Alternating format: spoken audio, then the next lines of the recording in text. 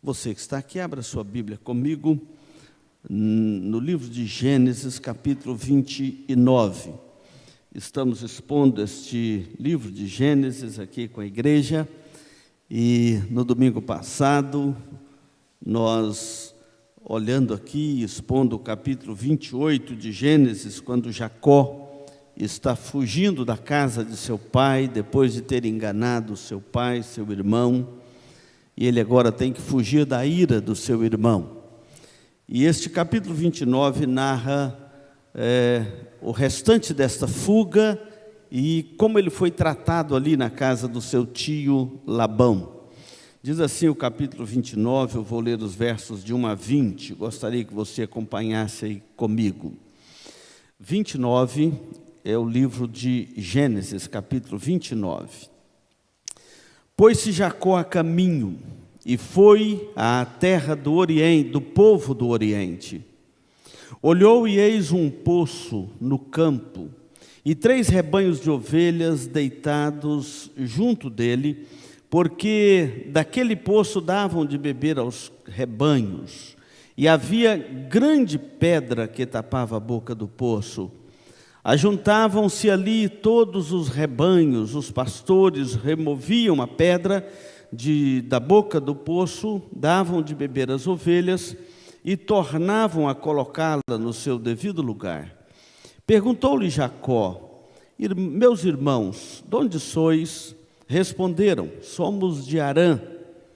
Perguntou-lhe: conheceis a Labão, filho de Naor? Responderam: conhecemos. Ele está bom? Perguntou ainda Jacó. Responderam: está bom. Raquel, sua filha, vem vindo aí com as ovelhas. Então lhes disse: é ainda pleno dia, não é tempo de recolher os rebanhos, dai de beber às ovelhas e ide apacentá-las. Não podemos, responderam eles. Então, enquanto não se ajuntarem todos os rebanhos e seja removida a pedra da boca do poço e lhes demos de beber. Falava-lhes ainda quando chegou Raquel com as ovelhas de seu pai, porque era pastora. Tendo visto Jacó a Raquel, filha de Labão, irmão de sua mãe, e as ovelhas de Labão, chegou-se, removeu a pedra da boca do poço e deu de beber ao rebanho de Labão, irmão de sua mãe. Feito isto, Jacó beijou a Raquel e erguendo a voz, chorou. Então tomou Jacó a Raquel, contou Jacó a Raquel que ele era parente de seu pai, pois era filho de Rebeca. Ela correu e o comunicou a seu pai. Tendo Labão ouvido as novas de Jacó, filho de sua irmã, correu-lhe e ao encontro, abraçou, beijou e o levou para casa. E contou Jacó a Labão os acontecimentos da sua viagem. Disse-lhe Labão: de fato és meu osso e minha carne. E Jacó, pelo espaço de 1 mês, permaneceu com ele. Depois disse Labão a Jacó: acaso, por seres meu parente, irás servir-me de graça? Dize-me qual será o teu salário. Ora, Labão tinha 2 filhas, Lia, a mais velha, e Raquel, a mais moça. Lia tinha os olhos baços, porém Raquel era formosa de porte e de semblante. Jacó amava a Raquel e disse: 7 anos te servirei por tua filha mais moça, Raquel. Respondeu Labão: melhor é que eu te dê, em vez de dá-la a outro homem. Fica, pois, comigo. Assim, por amor a Raquel, serviu Jacó 7 anos a Labão. E estes 7 anos lhe pareceram como poucos dias, pelo muito que a amava. Senhor Deus, nós lemos a Tua palavra transmite aquilo que o Senhor quer nos ensinar, para a nossa comunhão com o Senhor. Bendito e exaltado é o Teu nome. Ajuda-nos a compreendermos a palavra do Senhor, porque é dela que emana a luz do céu. Dá-nos graça para entender o teu plano, o teu projeto. Nós clamamos a ti e pedimos esta graça em nome de Jesus. Amém. Nós lemos no capítulo 28 que faz parte da promessa do Senhor agora com Jacó, que ele haveria de fazer companhia a Jacó. 28:15 fala assim: eis que eu estou convosco, eis que eu estou contigo, e te guardarei por onde quer que fores, e te farei voltar à terra, porque não te desampararei, até cumprir aquilo que te hei referido. Eis que eu estou convosco. A grande segurança da alma de qualquer um de nós aqui é se tivermos na nossa caminhada esta convicção: o Senhor está conosco. Quando o general Wright ia sair para a guerra, alguém lhe perguntou: você já orou para saber se o Senhor está contigo?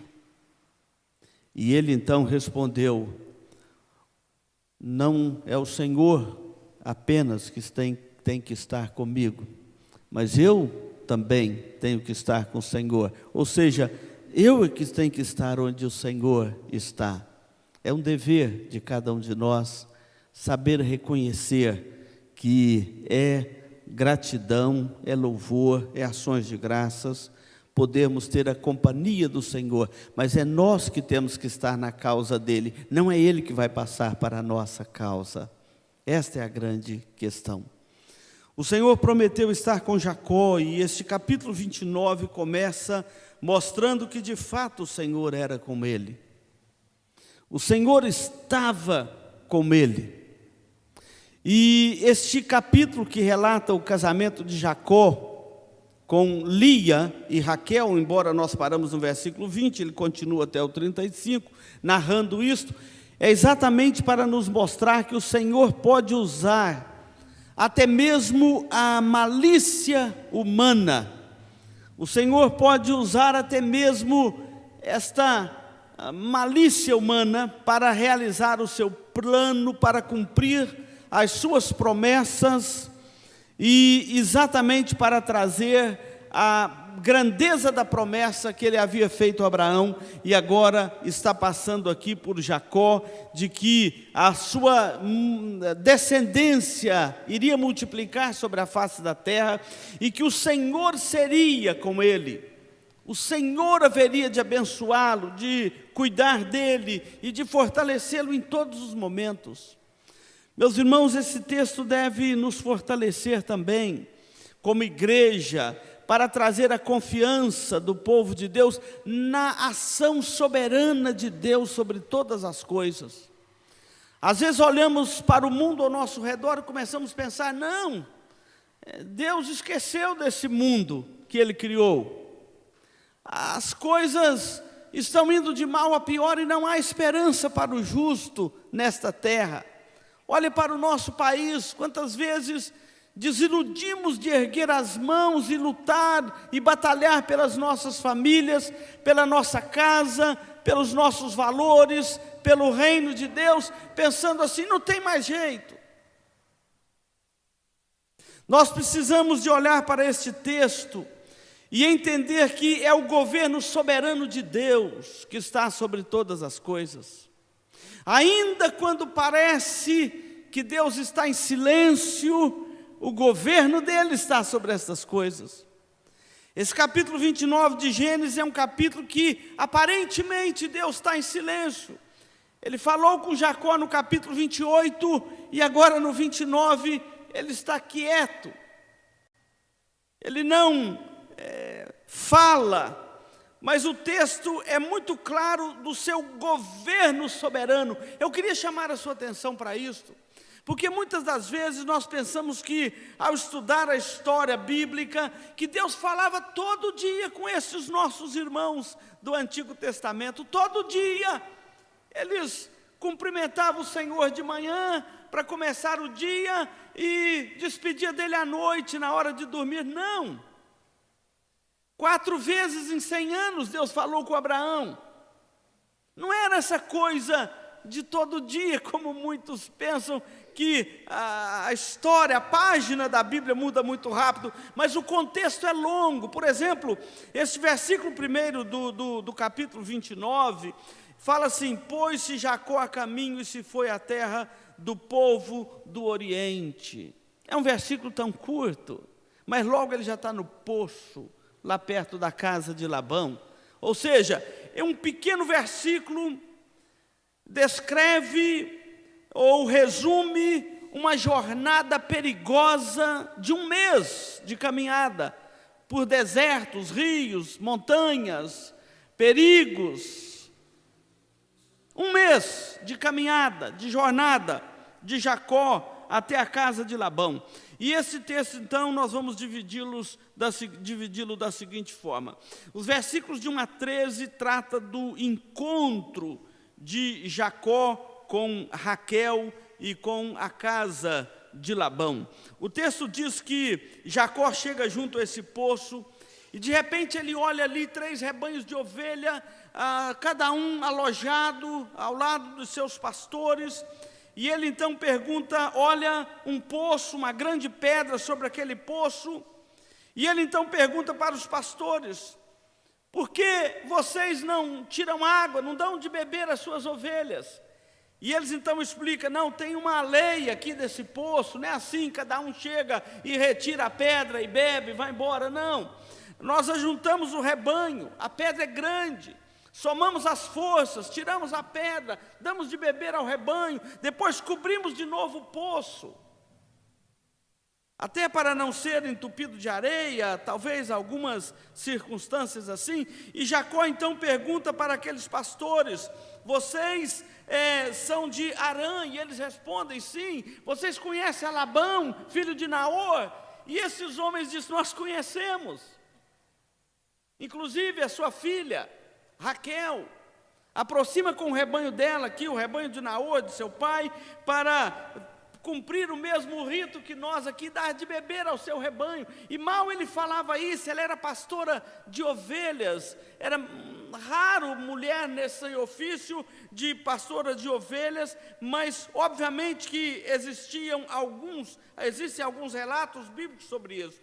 E então ele encontra com Raquel, dá ali de beber ao seu rebanho, remove a pedra, dá de beber ao seu rebanho e conversa com Raquel sobre Labão. E Raquel corre para chamar o seu pai. Esse é o encontro junto ao poço. Esse poço parece que era um excelente lugar para arrumar casamento, porque se você olhar o capítulo 24, aconteceu o mesmo ali, quando Abraão mandou Eleazar até a terra de Padã Arã buscar esposa para Isaque, e ele chega nesse poço, e ali ele encontra também os pastores. Ele é levado à casa de Labão, ou à casa de Naor, e ele chega ali numa caravana muito pomposa, cheio de ouro, de prata, e cheio de tantas joias preciosas. E Labão cresceu o olho quando ele falou assim, trouxe presentes para todo mundo da família. E Eliezer estava com muitas riquezas na sua tropa. Certamente quando Labão ouviu assim, olha, tem mais um moço aí procurando casamento, ele pensou assim, agora eu enriqueço o meu tesouro. E de repente, tão ao contrário do primeiro parente que foi buscar casamento ali na região, esse coitado chega lá pobre, sozinho, sem nada, e Labão procura sua caravana sozinho, não levou presente, não levou nenhum tipo de dote, não parecia um moço que ia na região buscar casamento.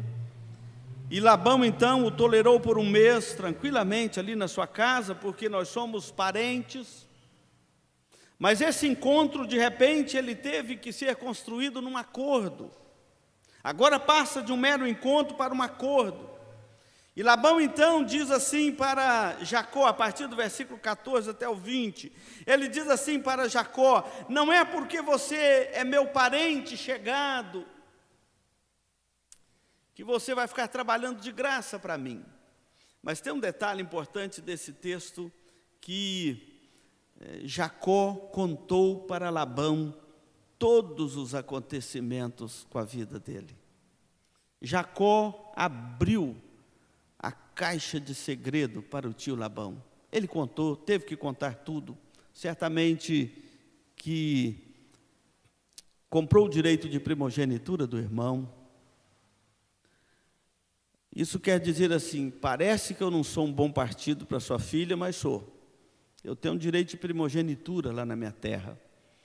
Mas para isto eu pago um preço muito alto. Eu tive que enganar meu pai, e contou toda aquela história que você viu nos capítulos anteriores, ele enganando o seu pai, cego, idoso. Eu tive que enganar meu pai. Em consequência disto, meu irmão, indignado comigo, queria me matar, por isso que eu tive que sair assim, com a roupa do corpo.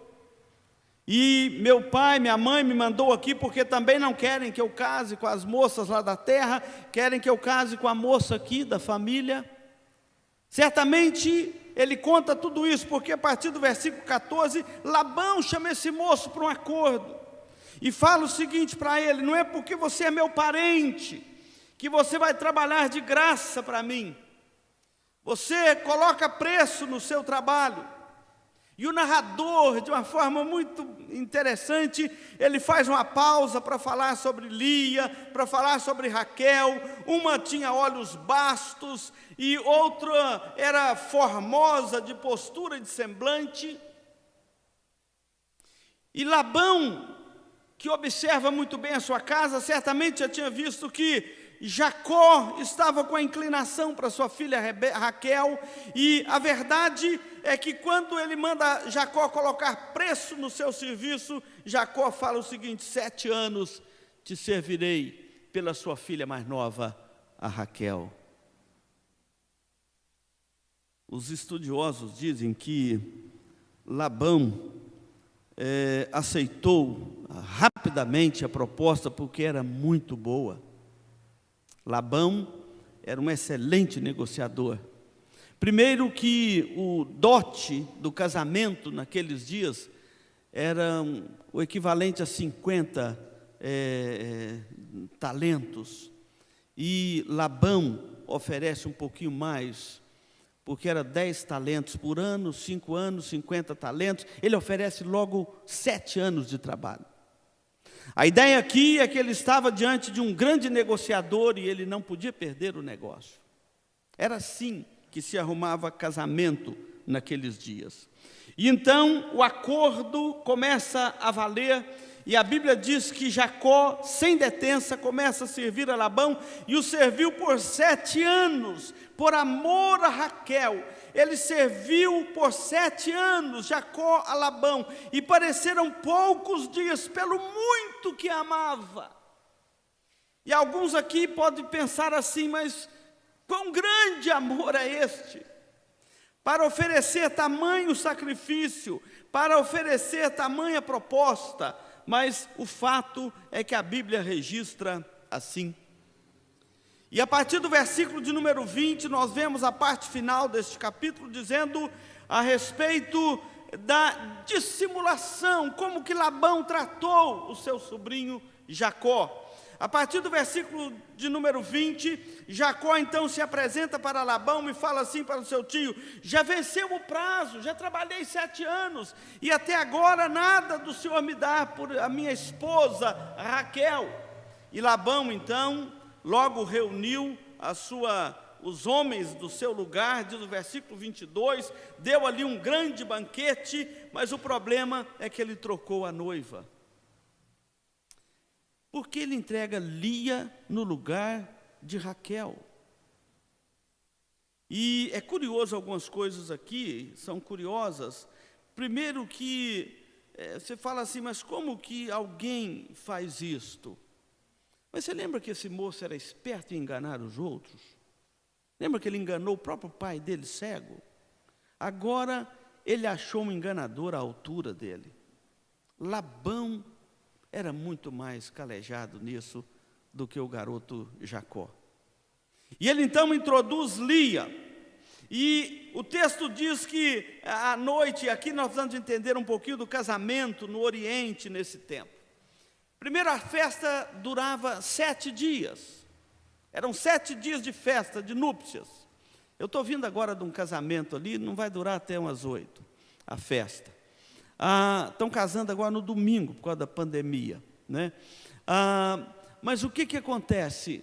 7 dias. No primeiro dia, era feita a cerimônia e tudo, e o pai entregava a filha para a moça, e as núpcias duravam toda aquela semana. E o texto diz que Jacó passou a noite com Lia, e no dia seguinte ele acorda e vê que ele tinha sido enganado pelo seu sogro. E você pode falar assim, mas pastor, como que um cara engana desse tanto?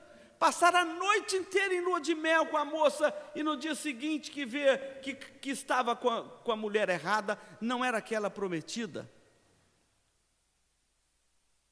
Então você vai entender que, primeiro, a luz não era tão boa como nos nossos dias.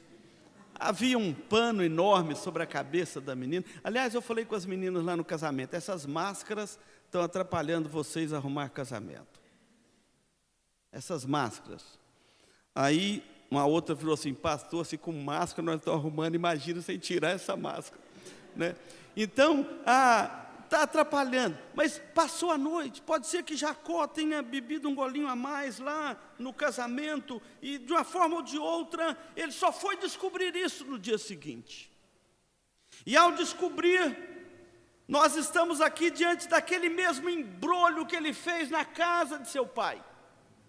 Ele enganou o seu pai Isaque, lembram? E como que ele enganou? Exatamente nesse assunto da primogenitura. Quando ele vai reclamar com Jacó, ele falou assim, eu conheço a sua história, só que aqui é diferente, meu filho. Aqui ninguém passa na frente do primogênito. Aqui nós respeitamos a lei da primogenitura, e eu vou te ensinar agora como que respeita essa lei da primogenitura. Você vai ficar casado com a Lia, e se você quiser a Raquel, é mais 7 anos de trabalho duro. É assim o combinado. E o que Jacó pode fazer? Aceitar a proposta. O que mais lhe resta? E ele então, diz o texto, que Labão disse, o que eu prometi está prometido, mas nós não vamos desrespeitar a lei de primogenitura nesta casa. Quando terminar a festa com a Lia, eu vou entregar para você a sua preferida Raquel. E assim, encerrado os dias de festa do casamento com Lia, Labão entregou a ele Raquel, e ele teve que trabalhar mais 14 anos para Labão. Ao todo, ele ficou ali 20 anos na casa de Labão. Entre esses acordos e outros, 20 anos. E ali Jacó aprendeu a respeitar algumas coisas que ele não tinha aprendido a respeitar na sua casa. Meus irmãos, eu quero aplicar algumas lições deste texto para nós, dado este pano de fundo. Primeiro, nós devemos entender a mão soberana de Deus sobre todas as coisas. A promessa que Deus fez para Abraão, Deus iria cumprir aquela promessa, como Labão de entregar a Raquel para ele.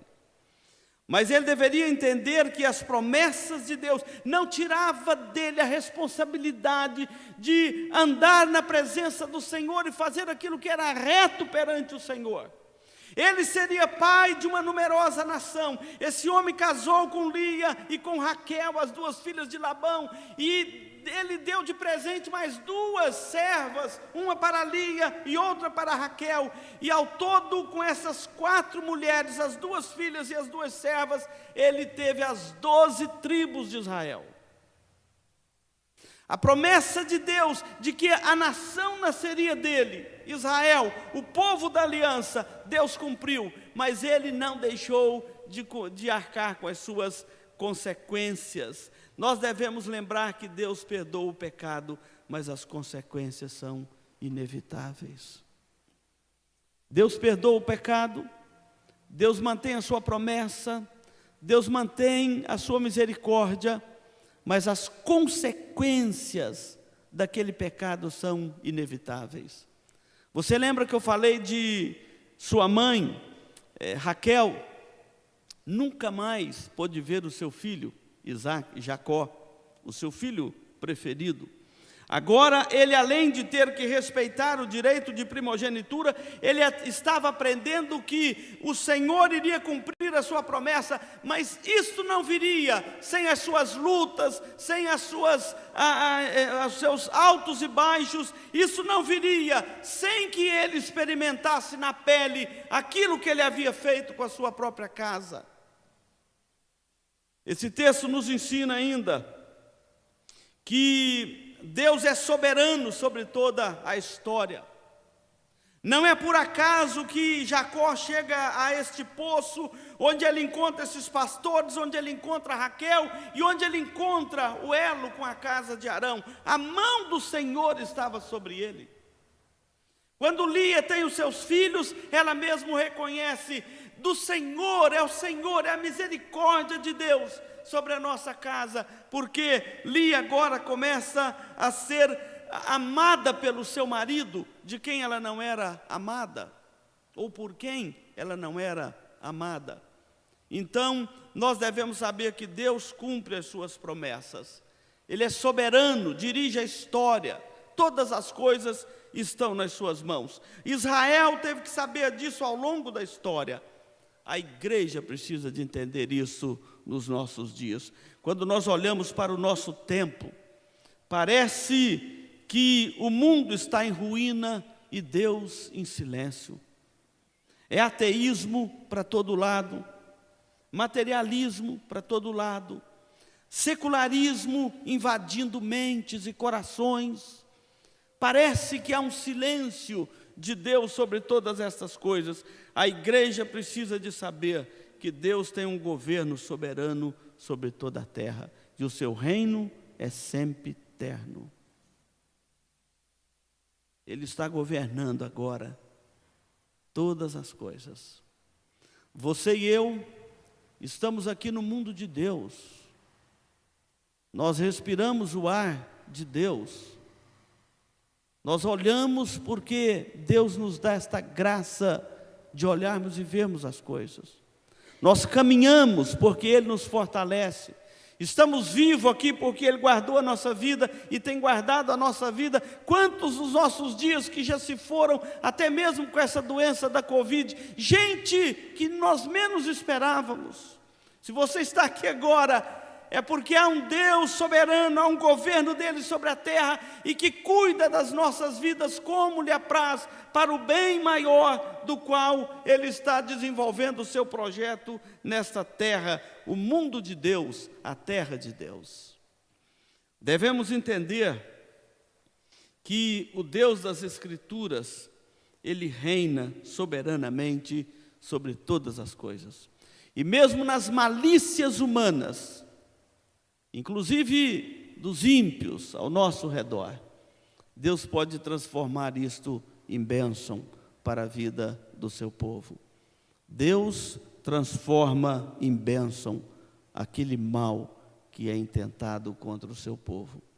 Jesus, lá no Calvário, é o grande exemplo disso. Jesus, durante o seu ministério, ele é traído, ele é humilhado. O tempo todo ele é colocado à prova, na sua morte ele é traído por um dos seus discípulos, humilhado na cruz. Mas a Bíblia diz que não obstante toda a maldade, toda a sagacidade humana, as moedas de prata que Judas o vendeu, nada disso tirou o propósito de Deus que estava sobre o seu filho, pelo que Deus o exaltou sobremaneira e lhe deu o nome que está acima de todo nome, para que ao nome de Jesus se dobre todo o joelho. Ou seja, nada que acontecer nesta terra pode perturbar o projeto eterno de Deus. Jacó é um exemplo claro disso. Pode acontecer todo tipo de enganação, todo tipo de maluquice. Labão, Jacó, enganando um ao outro, essa história vai longe. Esses dois aqui, sogro e genro, ainda tem uns combates muito fortes aqui pela frente no livro, mas a mão de Deus e o projeto de Deus continua o mesmo. A terra pode estar bagunçada, mas o céu continua com seu governo soberano sobre esta terra. Que Deus nos ajude a entender isso, por sua graça e por sua misericórdia. Amém?